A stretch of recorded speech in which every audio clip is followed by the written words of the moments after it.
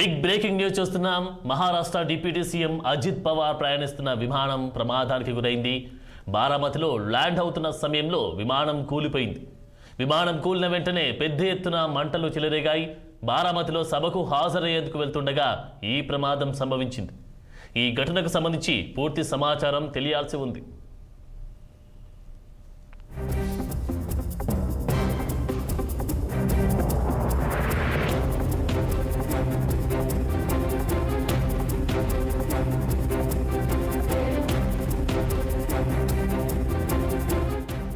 Breaking news. Maharashtra deputy CM Ajit Pawar ప్రయాణిస్తున్న విమానం ప్రమాదానికి గురైంది. బారామతిలో ల్యాండ్ అవుతున్న సమయంలో విమానం కూలిపోయింది. విమానం కూలిన వెంటనే పెద్ద ఎత్తున మంటలు చెలరేగినట్లుగా తెలుస్తా ఉంది. బారామతిలో సభకు హాజరయ్యేందుకు వెళ్తుండగా ఈ ప్రమాదం సంభవించినట్లుగా చెబుతున్నారు. ఈ ఘటనకు సంబంధించి పూర్తి సమాచారం తెలియాల్సి ఉంది.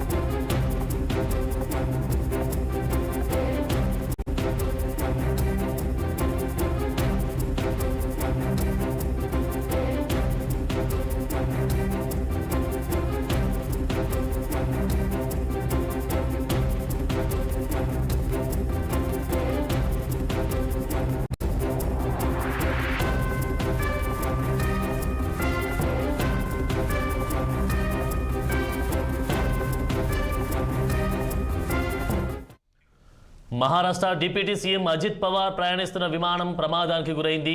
బారామతిలో ల్యాండ్ అవుతున్న సమయంలో విమానం కూలిపోయింది. విమానం కూలిన వెంటనే పెద్ద ఎత్తున మంటలు చెలరేగాయి. బారామతిలో సభకు హాజరయ్యేందుకు వెళ్తుండగా ఈ ప్రమాదం సంభవించినట్టుగా తెలుస్తోంది. ఇక ఇదే అంశానికి సంబంధించి తాజా అప్డేట్స్ మా స్పెషల్ కరస్పాండెంట్ మహేందర్ రెడ్డి తాజా అప్డేట్స్ అందిస్తారు. మహేందర్ రెడ్డి, చెప్పండి, అజిత్ పవార్ ప్రయాణిస్తున్నటువంటి విమానానికి ప్రమాదమైనట్టుగా తెలుస్తా ఉంది. దీనికి సంబంధించినటువంటి అప్డేట్స్ ఏంటి? ఘోర విమాన ప్రమాదం చోటు చేసుకుంది. ఎన్సీపీ నేత ఉప ముఖ్యమంత్రి అజిత్ పవార్ ప్రయాణిస్తున్నటువంటి విమానం క్రాష్ అనేది బారామతిలో ల్యాండింగ్ అవుతున్న సమయంలో ఒక్కసారిగా కుప్పకూలుతున్నట్లయితే తెలుస్తుంది. మరి ఉదయం బారామతిలో జరగాల్సినటువంటి సభలో అజిత్ పవార్ హాజరు కావాల్సి ఉంది. అయితే అనూహ్యంగా ఆయన ప్రయాణిస్తున్న చార్టర్డ్ ఫ్లైట్ ప్రమాదానికి గురైంది. మొత్తంగా ఈ కూలిన వెంటనే విమానం పెద్ద ఎత్తున మంటలు అయితే చెలరేగాయి. విమానంలో అజిత్ పవార్ తో పాటు మరొక 6 ఉన్నట్లయితే సమాచారం తెలుస్తుంది. ఇక సహాయక చర్యలు అయితే కొనసాగుతూనే ఉన్నాయి.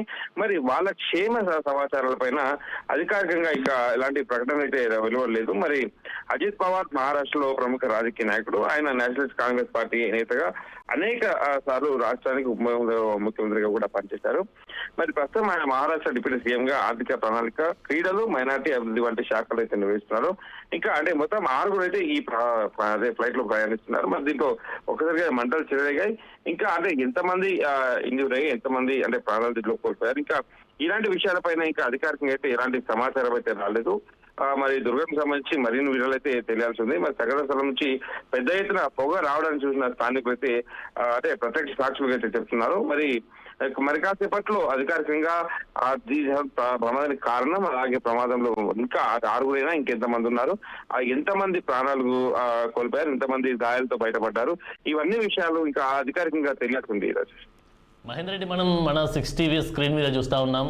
ఆ మంటలు వ్యాపించడం, అలాగే అక్కడ ఉన్నటువంటి సిచ్యువేషన్ చూస్తూ ఉంటే ఇది క్రాష్ ల్యాండింగ్ భారీ ఎత్తున జరిగినట్టుగా తెలుస్తూ ఉంది. మరి దీనికి సంబంధించి వాతావరణ ప్రాబ్లమేనా? ఇది గత వారం రోజులుగా మనం చూస్తూ ఉన్నాం. మహారాష్ట్ర వ్యాప్తంగా కూడా ఒక వాతావరణ పరిస్థితులు కూడా చాలా చేంజ్ అయినట్టుగా తెలుస్తూ ఉంది. ఒకవైపు వర్షం కూడా పడ్డట్టుగా కూడా తెలుస్తూ ఉంది.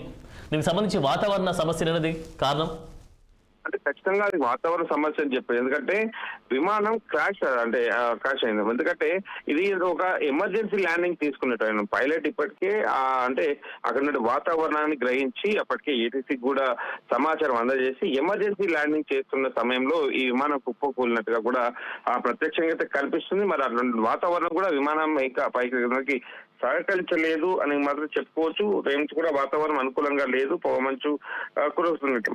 సో మొత్తానికి అయితే క్రాష్ ల్యాండ్ అయితే అయ్యింది. ఎమర్జెన్సీ ల్యాండింగ్ కోసం అంటే దిగుతున్న సందర్భంలోనే ఈ ప్రమాదం జరిగినట్టుగా తెలుస్తుంది. మరి ఒక్కసారిగా విమానం కింద పడిపోగానే వెంటనే భారీగా మంటలు చెలరేగి మొత్తంగా కూడా కాలి బూడిదైపోయిన పరిస్థితి. మరి ప్రమాదంలో అజిత్ పవార్ తో సహా ఇంక మరొక 5 అయితే ఉన్నట్లయితే ఇప్పటికీ జాతీయ మీడియాలో కావచ్చు, అక్కడ ఉన్నటువంటి ఏదైతే షెడ్యూల్ అజిత్ పవార్ షెడ్యూల్ అయితే చూస్తున్నారో వాళ్ళు కూడా వివరించినట్టు తెలుస్తుంది. అంటే ఎంతమంది ఫ్లైట్ ఎక్కే ముందు ఎంతమంది ఇట్లా ఎక్కారు, ఎంతమంది ఉన్నారు దానిపైన వాళ్ళు కూడా కాస్త సమాచారం ఇచ్చారు. మరి మొత్తం ఇప్పటికైతే గాయపడిన వారందరినీ కూడా ఆసుపత్రికి అయితే తరలించి చికిత్స చేస్తున్నారు. స్పాట్ లో కొందరు మృతి చెందిన ఆనవాళ్లు కూడా కనిపించాయని, అయితే వాళ్ళు ఎవరెవరు ఉన్నారు అన్నది మాత్రం ఇంకా తెలియాల్సి అయితే ఉందని అధికారులు చెప్తున్నారు. మరి ప్రస్తుతం స్పాట్ లో ఈ సహాయక చర్యలు అయితే జరుగుతూనే ఉన్నాయి. మరి పోలీసులు అధికారులు పూర్తిగా అక్కడికి చేరుకొని మంటల్ని అదుపులోకి తీసుకొచ్చే ప్రయత్నం చేస్తున్నారు. ఈ బారామతిలో అయితే బహిరంగ సభకు అయితే వెళ్తున్న క్రమంలోనే ఈ విమానంలో సాంకేతిక లోపం తలెత్తడంతో ఎమర్జెన్సీ ల్యాండింగ్ కు ప్రయత్నించారని ఒకవరం చెప్తున్నారు. అంటే 2 కారణాలు చెప్తున్నారు. ఒకటేమో వాతావరణం అనుకూలించకనే ఎమర్జెన్సీ ల్యాండింగ్ కోసం ప్రయత్నించాడు పైలట్ అని ఒకటి అంటుంటే, ఆ విమానంలో సాంకేతిక లోపం తలెత్తడం గుర్తించి పైలట్ ఎమర్జెన్సీ ల్యాండింగ్ కు ప్రయత్నించిన క్రమంలోనే ఈ క్రాష్ అయినట్టు తెలుస్తుంది. మరి ఈ ప్రమాదం పైన పూర్తి వివరాలు అయితే తెలియాల్సింది. అందుకే అధికారికంగా ఇలాంటి విషయాలు కూడా చెప్పలేదు. ఎందుకంటే ఒక రాష్ట్రానికి ఉప ముఖ్యమంత్రి దీంట్లో ఉన్నారు. మరి కొంతమంది చనిపోయినటువంటి ఆనవాళ్ళు అయితే కనిపిస్తున్నాయి. కొంతమంది క్షుద్రఘాతను అయితే ఆసుపత్రికి తరలించారు. గుర్తుపట్టనేంతగా వాళ్ళతో కూడా కాలిపోయినటువంటి పరిస్థితి. మరి దీంట్లో ఎవరెవరు మృతి చెందారు, ఎవరెవరు హాస్పిటల్ చికిత్స పొందుతున్నారు అన్న ఇక అధికారికంగా చెప్పే వరకు కూడా అంటే ఇంకా ఏమైనా ఊహాగానాలు కూడా అందనంత పరిస్థితి అయితే ఇక్కడ ఉంది. మరి కాసేపట్లోనే ఇక్కడ ఉన్నటువంటి స్థానిక అధికారులంతా కూడా ఈ విషయాలపైన క్లారిటీ ఇచ్చేందుకు సిద్ధమవుతున్నట్టుగా తెలుస్తుంది. మరి ఇక సహాయక చర్యలు అయితే ముమ్మరంగా కొనసాగుతున్నాయి. మహేందర్ రెడ్డి, మరి బేగంపేటలో పెద్ద ఎత్తున భారీ ఎత్తున ఎయిర్ ఎక్స్పో నిర్వహించేటువంటి సందర్భం అయితే ఈరోజు మనకు కనిపిస్తా ఉంది. మరి ఈ యొక్క ఘటనకు సంబంధించి ఆ ఇంపాక్ట్ ఇక్కడ ఏమైనా పడే అవకాశం కనిపిస్తా ఉందా? ఎయిర్ ఎక్స్పో అయితే ఇంత ముందు నుంచి కూడా నిర్వహించాలని చెప్పుకున్నది. కానీ సాధారణంగా బేగంపేట విమానాశ్రయం అంతర్జాతీయ విమానాల ప్రదర్శన అనేది నిర్వహిస్తూనే ఉంటారు. ఇలా అంటే ఏవియేషన్ పరిశ్రమ ఆధునిక విమానాలు మరియు హెలికాప్టర్లు ప్రదర్శించే ఒక పెద్ద వేదిక అని చెప్పుకోవచ్చు. మరి దీనికి ప్రధానంగా హైదరాబాద్ విమానాశ్రయం బేగంపేట విమానాశ్రయం అయితే ఒక ఎంచుకున్నటువంటి పరిస్థితి. మరి ఈ ఘటనకు సంబంధించినటువంటి అంటే అనేక రకాలంటే ఎక్స్పోలు అయితే దీంట్లో జరుగుతుంటాయి. విమానాలు ఎక్కడ నుంచి ఎలా ఉంటాయి, ఇవన్నీ ఎక్కడ ఉంటే ఇతర దేశాల నుంచి వచ్చిన వారి అన్ని కూడా కొత్తగా అంటే ఈ నేటి నుంచి వింగ్స్ ఎయిర్ విమానాలు అయితే ఇక్కడ ప్రదర్శించడానికి ప్రయత్నం చేస్తున్నారు. అంటే రేపు నేటి నుంచి 31 వరకు కూడా ఈ ఎక్స్పో అనేది కూడా ఉంటున్నట్టు తెలుస్తుంది. అంటే దీంట్లో అంతర్జాతీయ ప్రదర్శనలు, సదస్సులు, అలాగే భారతీయ విమానయానం అనే ఇతృతంగా మొదటి ఈ కార్యక్రమాన్ని నిర్వహిస్తున్నట్టు తెలిపింది. అంటే దీంట్లో ప్రధానంగా డిజైన్ నుంచి విస్తరణ, తయారు నుంచి నిర్వహణ మొత్తం ఇవన్నీ కూడా ఆవిష్కరించేందుకు ప్రధానంగా మీరు అనుకున్నట్లుగా మనం అన్నట్టు భద్రత నుంచి కూడా స్థిరత్వం అనే అంశాలపైన కూడా ఈ కార్యక్రమం సాగుతున్నట్టయితే తెలుస్తుంది. మరి పౌర విమానయాన శాఖ మంత్రి రామ్మోహన్ నాయుడు కూడా ఈ షోకు రామసత్వంలో పాల్గొంటున్నారు. మరి ఇక్కడికి వస్తున్నారు తెలుస్తుంది. మరోపక్క ఉన్నటువంటి రాష్ట్రంలో ఉప ముఖ్యమంత్రికి విమానం ప్రయాణం చేస్తుంది. మరి ఇక్కడికి అదే విమాన శాఖ మంత్రి వస్తారో రారాదని డౌట్ గా ఉంది. మొత్తానికి అయితే ఈ షో ప్రారంభోత్సవంలో ఆయన పాల్గొంటారని తెలిసింది. కానీ ఈ రద్దాన్ని ఎమర్జెన్సీ రద్దు కూడా చేసుకునే అవకాశం అయితే కనిపిస్తుంది. అయితే ఈ రోజు బేగంపేటలో జరిగేటువంటి కార్యక్రమంలో 20కి పైగా దేశాల నుంచి అనేక నిపుణులు, పౌర విమానయాన సంస్థల ఉన్నతాధికారులు, మంత్రులతో పాటు దేశంలోని పలు రాష్ట్రాల ప్రజాప్రతినిధులు కూడా దీంతో పాల్గొంటారు. ముఖ్యంగా తమ ప్రాంతాల్లో అంటే పెట్టుబడుల అవకాశాలు, మౌలిక సదుపాయాల గురించి మాత్రమే ఇలాంటి వేదికను అయితే ఒకటి ఏర్పాటు చేస్తున్నారు. గ్లోబల్ సిఇఓ ఫోరం అయితే ఇదంతా జరుగుతుందని చెప్పుకోవచ్చు. మరి air craft liaising, financing, helicopter నిర్వహణ, సామర్థ్యానికి సంబంధించినటువంటి అవకాశాల అన్వేషణ అలాగే అంశాలపైన అయితే ఈ ఎక్స్పో జరుగుతుంది. ఈ సదస్సులో భాగంగానే ఎయిర్ కార్గో రవాణా, బిజినెస్ ఏవియేషన్, విమాన విడిభాగాల తయారీ రంగంలో ఉన్నటువంటి ఇవన్నీ కూడా ఈ వేదికగా పరిశీలిస్తారు. ఓకే మహేందర్ రెడ్డి, మరి 6 ఉన్నట్లుగా ఆ విమానంలో 6 ఉన్నట్లుగా కూడా మనకు సమాచారం అందుతుంది. మరి ఈ 6లో సెక్యూరిటీతో పాటు ఇంకెవరైనా మంత్రులు ఉన్నారా? మీకేమైనా సమాచారం అందుతుందా? ఆరుగురుతో మొత్తం కూడా అంటే ఆరుగురు కూడా విమానంలో ఉన్నారు. కొంతమందిని అంటే ఆసుపత్రికి తరలిస్తున్నారు. అంటే వాళ్ళు గుర్తుపట్టినంత స్థితికి అక్కడ ఉన్నటువంటి వాళ్ళని తెలిపారు. అంటే దీంట్లో ఎవరెవరు అంటే మొత్తం కూడా వేసుకున్న డ్రెస్ బట్టల నుంచి కానీ మొత్తం శరీరం చర్మం అంతా కూడా కాలిపోయినటువంటి పరిస్థితి. ఈ క్రమంలో ఎవరెవరు అంటే ఎవరిని గుర్తించలేని పరిస్థితి. అందుకనే ఒక ఉప ముఖ్యమంత్రి దాంట్లో ఉన్నారు కాబట్టి తొందరపడి అంటే ఎవరు దాంట్లో అంటే ప్రాణాలు కోల్పోయిన వారు, ఎవరు ఇక క్షతగాత్రులుగా ఉన్నారు, ఎవరికి అంటే ఆసుపత్రి తెలుస్తున్నారు. ఇవంటే మంటలు కనీసం దగ్గరికి వెళ్ళాలంటే కూడా మంటలు ఆ రకంగా ఉన్నటువంటి పరిస్థితి. ఇప్పుడు అదుపులోకి వస్తున్నాయి. నిమిషాల్లోనే రోజుల్లోనే మంటలు అదుపులోకి తీసుకోవడానికి విషయ ప్రయత్నాలు అయితే చేస్తున్న పరిస్థితి.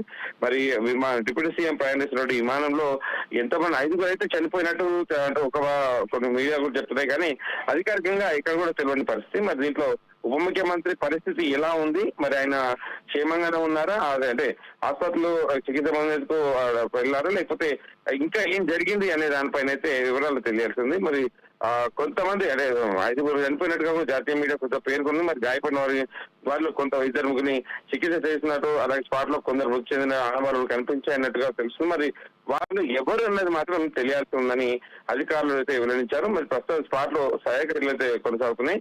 పోలీసులు అధికారులు అయితే అక్కడ చేరుకొని మంటలు అదుపులోకి తీసుకొచ్చే ప్రయత్నం చేస్తున్నారు. ఫైనల్ గా మహారాష్ట్రకు సంబంధించినటువంటి నేతలే గాని, ఆ యొక్క పార్టీ అధినేతలు నేతలే గాని ఎవరైనా స్పందించారా? మొత్తం కూడా మహారాష్ట్ర ఉప ముఖ్యమంత్రి కాబట్టి ఆయన అయితే ఆ ప్రయాణిస్తున్న విమానం జరిగినటువంటి ప్రమాదం పైన ఇప్పటికే పలువురు ఇబ్బంది వ్యక్తం చేశారు. ఇప్పటికే ట్విట్టర్ వేదికగా కావచ్చు, ప్రత్యక్షంగా అక్కడికి వెళ్ళడానికి కూడా చాలా మంది కూడా బయలుదేరినట్టు తెలుస్తుంది. ముఖ్యమంత్రి కూడా హుటాహుటిన ఆ సంఘటన స్థలానికి వెళ్ళడానికి కూడా ప్రయత్నం చేస్తున్నారు. అంటే ప్రయాణించినట్టుగా తెలుస్తుంది. మొత్తానికి మహారాష్ట్ర కూడా ఇబ్బంది కూడా చెప్పొచ్చు. ఎందుకంటే అజిత్ పవార్ చాలా సీనియర్ నేత అని చెప్పొచ్చు. చాలా వరకు కూడా చాలా రాజకీయ అనుభవం ఉంది. ఉప ముఖ్యమంత్రి కూడా ఆయన పనిచేసినటువంటి వ్యక్తి.